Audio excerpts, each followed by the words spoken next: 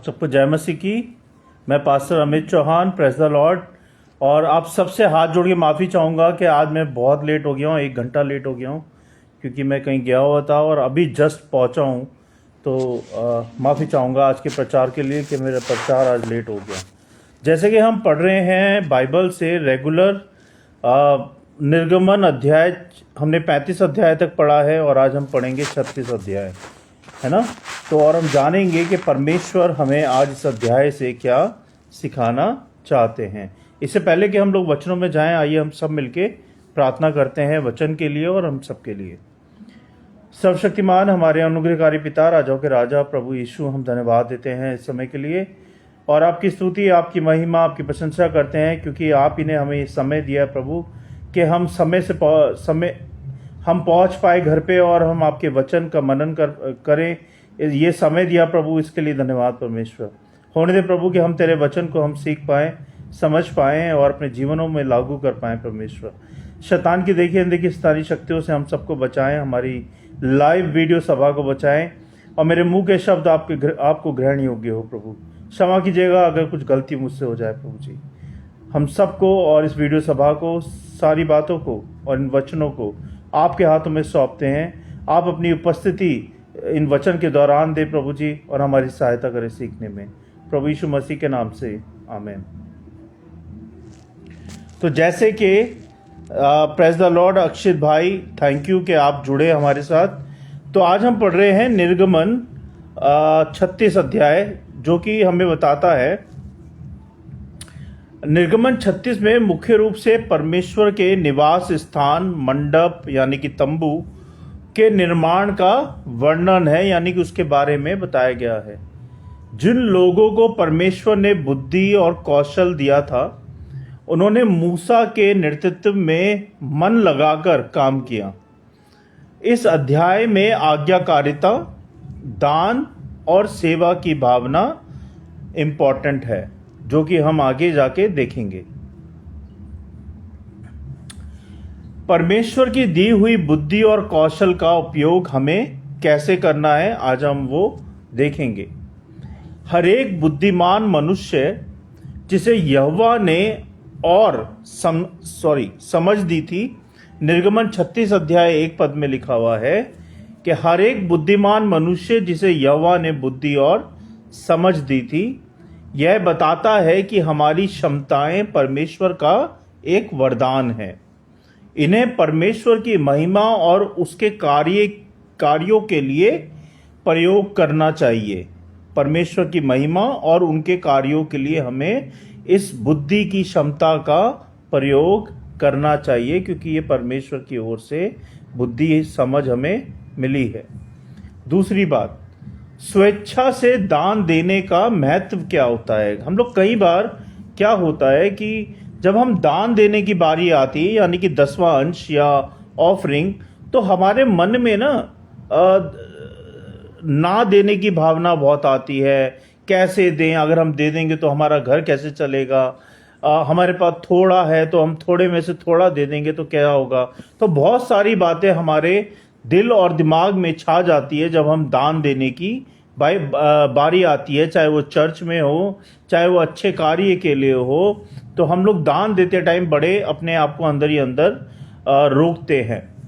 और स्वेच्छा से दान देना बहुत ज़रूरी है परमेश्वर के कामों के लिए, परमेश्वर के लिए, क्योंकि परमेश्वर पिता ने हमें सब कुछ दिया है। हमें नौकरी दी है, हमें बुद्धि दी है, हमें समझ दी है कि हम उस बुद्धि के साथ, समझ के साथ अपनी नौकरी को कर पाएं।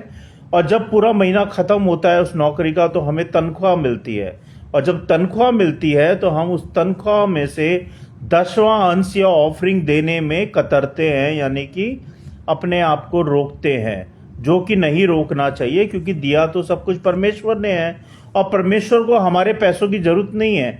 बस वो तुम्हारी श्रद्धा देखते हैं, तुम्हारी सच्चाई देखते हैं कि क्या तुम परमेश्वर के कामों के लिए भागीदार हो, क्या तुम परमेश्वर के कार्यों के लिए दान करते हो या नहीं, या बस ऊपरी दिखावा है, या ऊपर मतलब सच्चाई से नहीं, ऊपर के मन से ही करते हो। तो ये सब परमेश्वर आपको देखना चाहते हैं कि क्या आप सच में परमेश्वर से प्यार करते हो, है ना। तो एक आपने वचन सुना होगा कि एक बूढ़ी बूढ़ी अम्मा होती है और वो अपने 2 पैसे की कमाई दान में डाल देती है, और प्रभु यीशु मसीह कहते हैं कि इसने तो अपनी सारी इनकम दान में डाल दी, इससे बड़ा दानदार कोई नहीं है। मुझे अभी वो वचन याद नहीं आ रहा, माफ़ी चाहूँगा, लेकिन इस तरह से ही वो वचन है, आप चाहें तो बाइबल में पढ़ लीजिएगा। तो कभी भी दान देते टाइम ना दिल परेशान ना हो, खुशी खुशी दें। जो भी देना है आपने अपनी खुशी से दें, तो परमेश्वर पिता उसको एक्सेप्ट करते हैं और आपकी सच्चाई को देखते हैं। निर्गमन 36 अध्याय 5 से 7 पद में लिखा है, इजराइलियों ने इतना अधिक दान दिया कि मूसा को लोगों से कहना पड़ा कि और दान नहीं लाएं, है ना। अब इसकी शिक्षा क्या होती है? इसकी शिक्षा ये होती है कि जब दिल से परमेश्वर के कार्यों के लिए दान और सेवा की जाती है तो कभी कमी नहीं रहती, है ना। कभी कोई कमी नहीं रहती जब वो दिल से किया जाता है परमेश्वर के कार्यों को। तो कभी किसी भी दान की, किसी भी सेवा की कमी नहीं रहती जब आप उसको दिल से करते हो परमेश्वर के कार्यों को, जैसे कि मैंने आपको बताया। आज्ञाकारिता और समर्पण, है ना, बहुत जरूरी है। कारीगरों ने ठीक वही किया जो परमेश्वर ने मूसा को आज्ञा दी थी। यह हमें सिखाता है कि परमेश्वर की योजना में अपनी इच्छा नहीं बल्कि आज्ञाकारिता होनी चाहिए परमेश्वर की।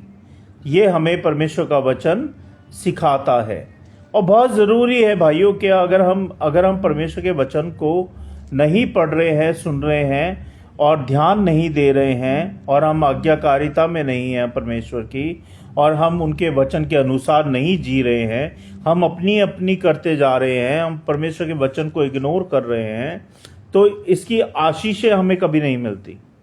ध्यान दीजिएगा, है ना, हमें कभी इसकी आशीषें नहीं मिलती। तो जब आप चर्च में जाते हैं, वचन सुनते हैं, बाइबल पढ़ते हैं और फिर घर में भी पढ़ते हैं, तो जैसे आप चर्च में हो वैसे ही आप बाहर होने चाहिए। ये नहीं कि चर्च में व्यवहार आपका अलग है और चर्च के बाहर आपका व्यवहार ठीक नहीं है। तो परमेश्वर सब जानते हैं, आप मनुष्यों को धोखा दे सकते हैं लेकिन परमेश्वर को धोखा नहीं दे सकते। तो इसीलिए हमेशा ध्यान रखें कि परमेश्वर आपको देख रहे हैं, आप जहां भी हैं, क्योंकि परमेश्वर पिता से ना मैं ना आप कोई भी छुप नहीं सकता। जब हम अकेले हैं तो परमेश्वर पिता ये भी देखते हैं कि हम क्या कर रहे हैं।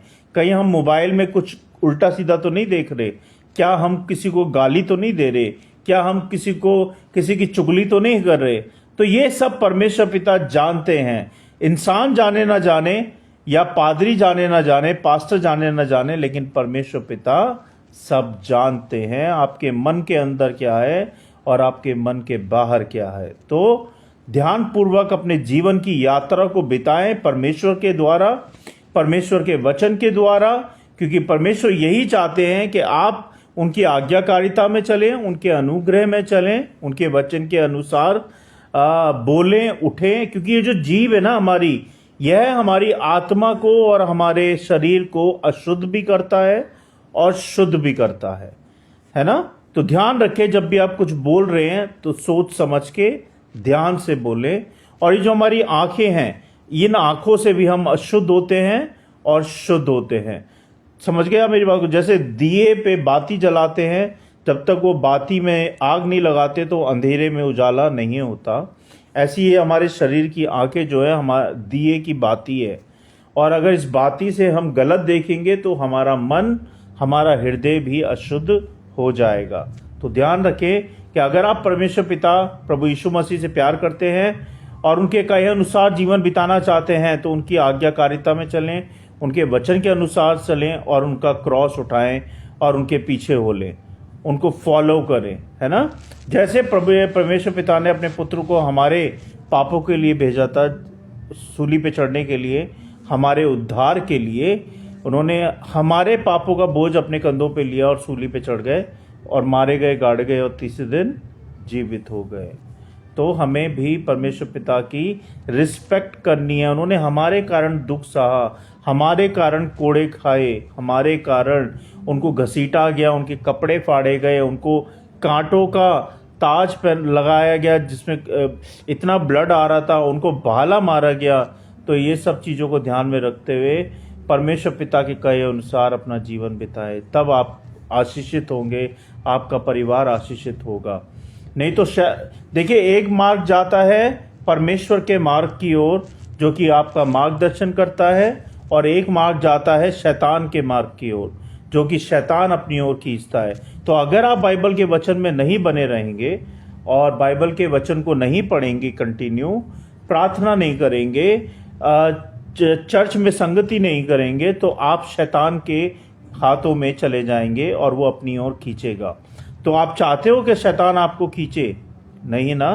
तो इसीलिए बाइबल रोज पढ़ें, अपनी फैमिली के साथ रोज प्रार्थना करें, है ना, चर्च जाएं और परमेश्वर की आज्ञाकारिता में बने रहें, उनके अनुग्रह में बने रहें। तो शैतान आपका बाल विवाह का नहीं कर पाएगा, ठीक है, ना आपका, ना आपके बच्चों का, ना आपके परिवार का। ध्यान रखें इस बात का। तो यही था आज का वचन। उम्मीद करता हूं कि आप लोगों ने 36 अध्याय से सीखा होगा। और हमारा जो लाइव आने का कारण है वो यही रहता है कि हम लोग ज़्यादा से ज़्यादा लोगों तक इन वचनों के द्वारा पहुंच पाएं, क्योंकि जो लोग परमेश्वर को नहीं जानते वो परमेश्वर को जान पाएं और परमेश्वर के वचन को जान पाएं। तो मेरी आपसे दरख्वास्त है, रिक्वेस्ट है हाथ जोड़ के, कि आप लोग इस वीडियो को ज़्यादा से ज़्यादा लोगों तक शेयर करें, जिससे कि जिन लोगों को परमेश्वर पिता के बारे में नहीं पता उनके वो भी जान पाएँ, वचन को सीख पाएँ, है ना।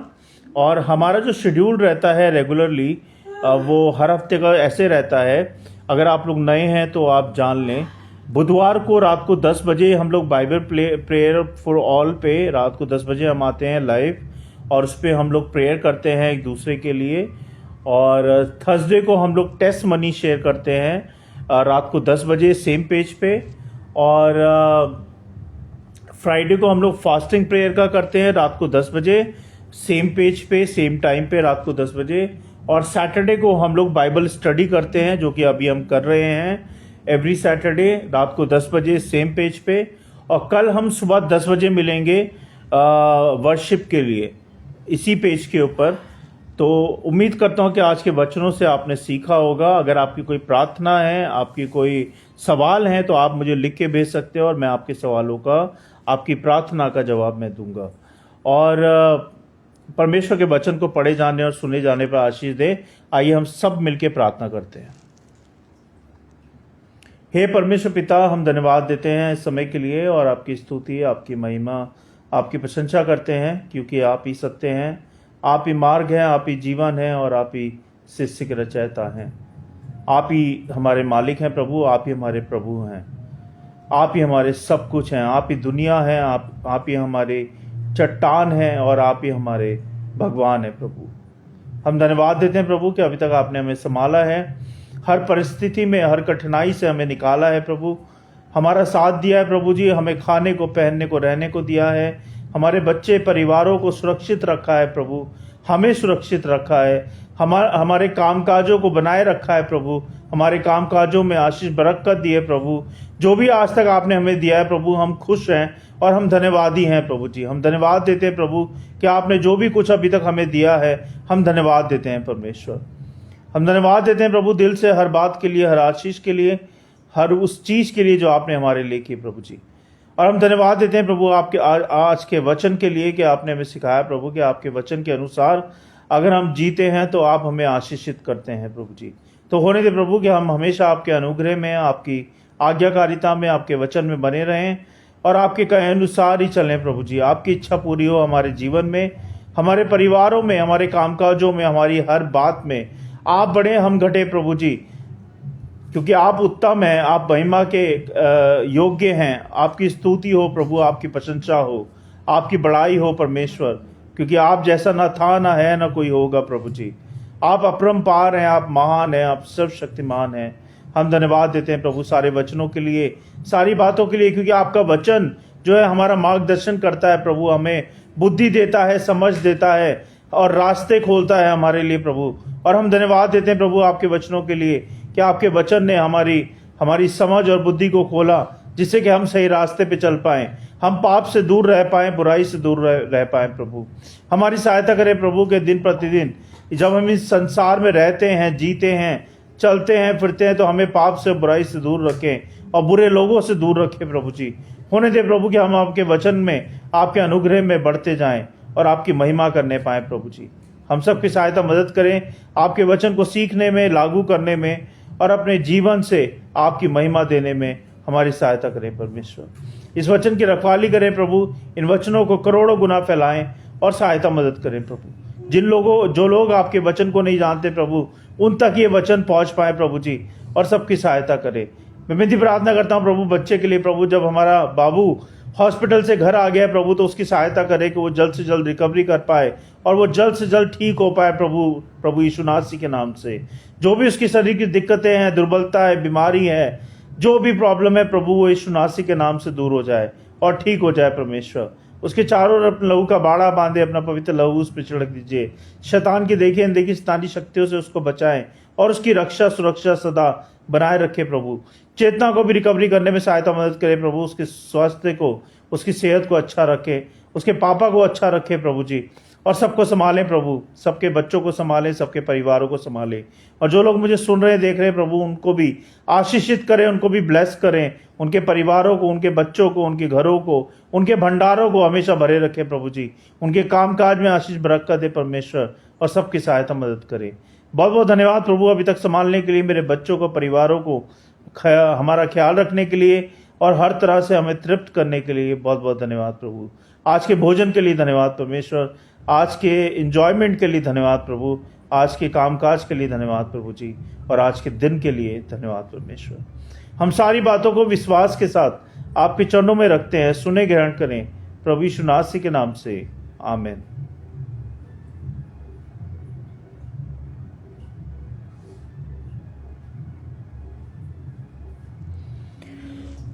धन्यवाद आप सबको, जय मसीह की। Thank you, praise the Lord. आप लोगों की कोई प्रार्थना है तो मुझे ज़रूर बताएं और हम आपके लिए प्रार्थना करेंगे। Thank you brother Akshit, thank you Pewa sir brother and brilliant, thank you so much for joining us. If you have any question, if you have any prayer, please let me know. We will pray for you, me and my team. I am Pastor Amit Chauhan, and every day I am coming online at 10 p.m. on same page, except Monday and Tuesday. Wednesday we are coming with the prayer for all of us, and Thursday we are coming at same time with the testimonies, and Friday same time we are coming with the fasting prayer, and Saturday we are coming with the regular Bible study on same page at same time, and Sunday morning 10 a.m. we will share the worship Bible verse every Sunday. Thank you so much for joining us, and we will pray for you, and keep regular see our page. We are posting also spiritual posting, and as well as we are posting a video also. I would request you kindly share this video with everyone, so that this Bible verse reach to everyone, and they have praised the Lord, right? Thank you so much.